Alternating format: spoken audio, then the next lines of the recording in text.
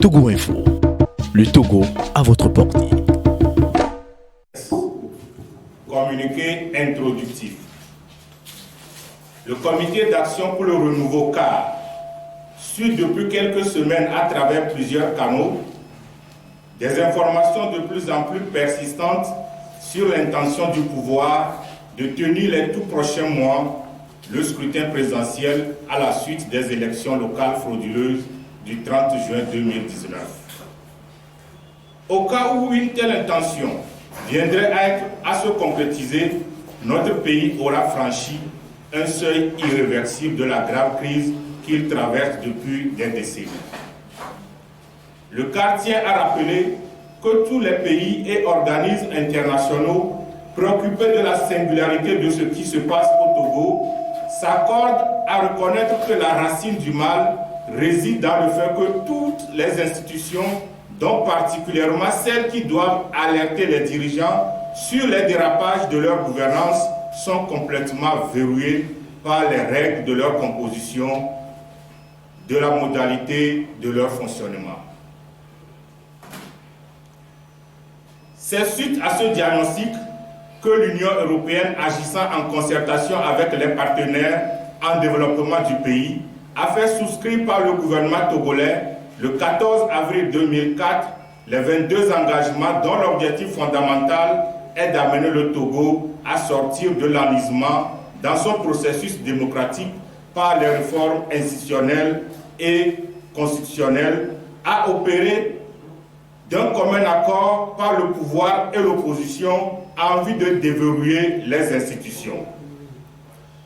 Jusqu'à ce jour, soit 13 ans après l'accord politique global, APG, du 20 août 2006, par lequel les signataires des deux bords, y compris le gouvernement, ont solennellement réaffirmé l'urgence à réaliser les réformes politiques, ne sont toujours pas mises en œuvre dans le respect du contenu, du cadre et du consensus convenu. Entre-temps, et en réaction au préalable exigé par l'Union européenne pour la reprise de la coopération suspendue depuis 1992, le gouvernement a adopté le 26 novembre 2008 en Conseil des ministres un projet de loi visant à garantir les droits et prérogatives de l'opposition par un statut légal. Le projet de loi a pris soin de clarifier en son article 2 ce que c'est qu'un parti de l'opposition afin de mettre fin aux abus auxquels le défaut de définition du terme donnait lieu dans son usage. L'article 2 du projet de loi, tel qu'il a été amendé par la Commission des lois de l'Assemblée nationale, dispose qu'au terme de la présente loi est considéré comme parti de l'opposition tout parti politique ou coalition de partis politiques n'appartenant pas à la majorité parlementaire ou ne soutenant pas l'action gouvernementale. Cette clarification devrait désormais servir de clé de composition de la CENI, de la Cour constitutionnelle, de la HAC, de la Cour des comptes, du Comité de règlement des litiges de l'ARMP et de toute autre institution de régulation de la gouvernance des richesses nationales et des libertés publiques. Le projet de loi eut l'effet recherché par le gouvernement, la reprise de la coopération avec l'Union européenne. On s'est malheureusement aperçu, peu après, que c'était un marché de dupes. Une fois la coopération reprise, le gouvernement fit marche arrière en suspendant la finalisation du projet de loi.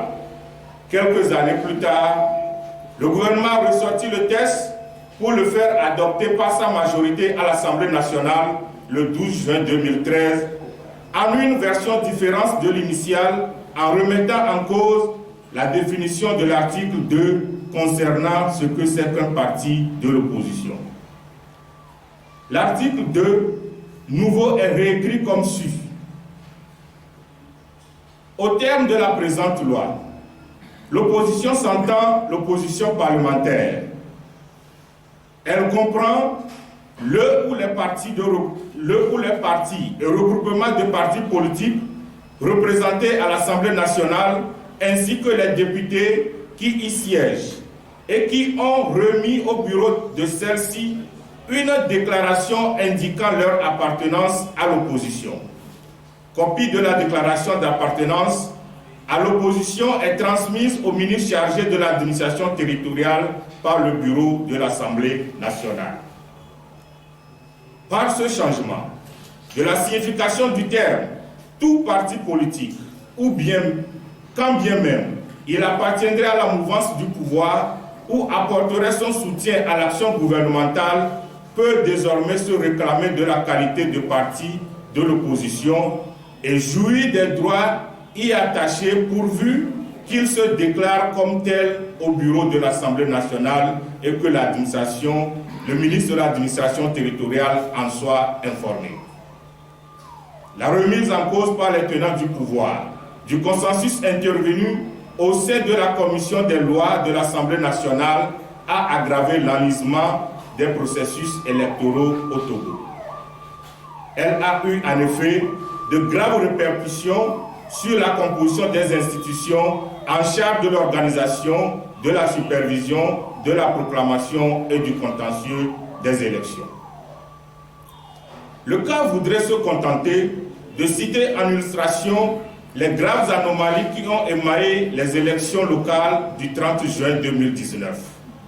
Les 17 membres de la CENI qui a organisé ces élections sont tous de la mouvance présidentielle à l'exception de 2.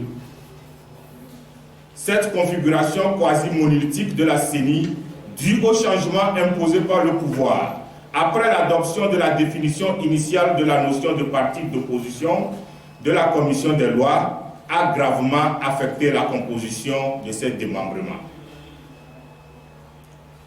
Dans les 2 tiers des séries, l'opposition n'a qu'un seul représentant sur les 7.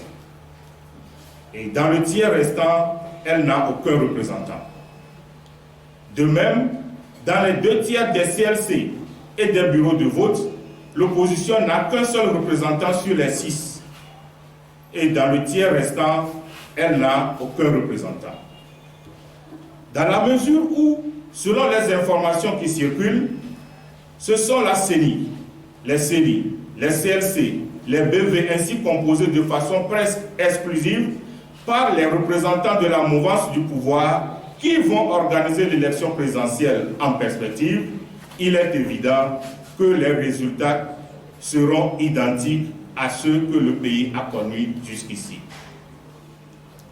C'est pourquoi le cadre interpelle Monsieur le Président de la République, les organisations et tous les citoyens inquiets de l'enlisement du processus démocratique togolais à œuvrer à ce qu'il soit procédé, avant la tenue de l'élection présidentielle en perspective, à la clarification de ce que c'est qu'un parti de l'opposition, afin qu'une telle clarification serve à faire réformer la CENI et ses démembrements, ainsi que les autres institutions ayant pour mission de concourir à l'organisation des élections libres, transparentes et équitables au Togo. Fait à Lomé, le 16 octobre 2019, pour le cas le président national, Maître Yaouri Aboulbon. Je vous remercie.